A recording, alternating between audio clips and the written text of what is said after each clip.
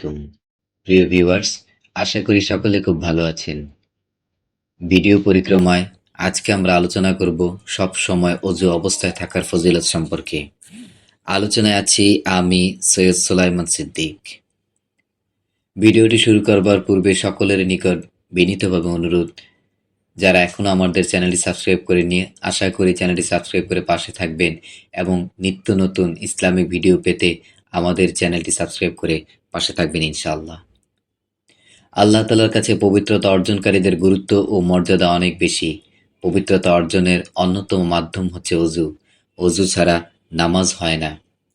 আল্লাহ তাআলা বলেন, হে মুমিনগণ, যখন তোমরা সালাতের জন্য প্রস্তুত হবে তখন তোমরা তোমাদের মুখমণ্ডল ও হাত কনুই পর্যন্ত ধৌত করবে এবং তোমাদের মাথা মাসহ করো ও দুই পা টাকনু পর্যন্ত ধৌত করো। সূরা মায়েদা আয়াত 6। হযরত জাবের ইবনে আব্দুল্লাহ রাদিয়াল্লাহু তাআলা আনহু থেকে বর্ণিত, রাসূল পাক সাল্লাল্লাহু আলাইহি সাল্লাম বলেছেন, বেহেশতের চাবি হচ্ছে নামাজ আর নামাজের চাবি হচ্ছে ওযু।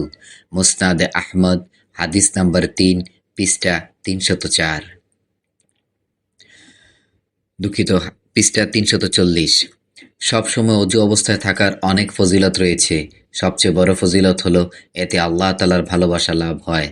আল্লাহ তাআলা পবিত্র অবস্থায় থাকা ব্যক্তিদের ভালোবাসেন।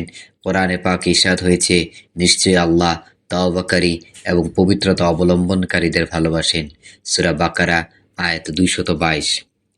বিশিষ্ট সাহাবী হযরত বেলাল রাদিয়াল্লাহু তাআলা আনহুর একটি বিশেষ আমল ছিল সব সময় অজু অবস্থায় থাকা। তাই আল্লাহ তাআলা তার সম্মান বাড়িয়ে দিয়েছেন। রাসূল পাক সাল্লাল্লাহু আলাইহি সাল্লাম জান্নাতে তার পায়চারির শব্দ শুনেছেন। এই সম্পর্কে হাদিসে এসেছে, আবু হুরায়রা রাদিয়াল্লাহু তাআলা আনহু থেকে বর্ণিত, রাসূল পাক সাল্লাল্লাহু আলাইহি সাল্লাম হযরত বেলালকে বললেন, তোমার সর্বোত্তম আমল সম্পর্কে আমাকে বলো, আমি জান্নাতে তোমার জুতার শব্দ শুনতে পেয়েছি। হযরত বেলাল রাদিয়াল্লাহু তাআলা আনহু বললেন, আমার সর্বোত্তম আমল হলো আমি রাতে ও দিনে অজু অবস্থায় থাকি, আর যখনই অজু করি তখনই সাধ্যমতো নামাজ আদায় করি। কানজুল উম্মাল, হাদিস নাম্বার ৩৫,৪৫৪।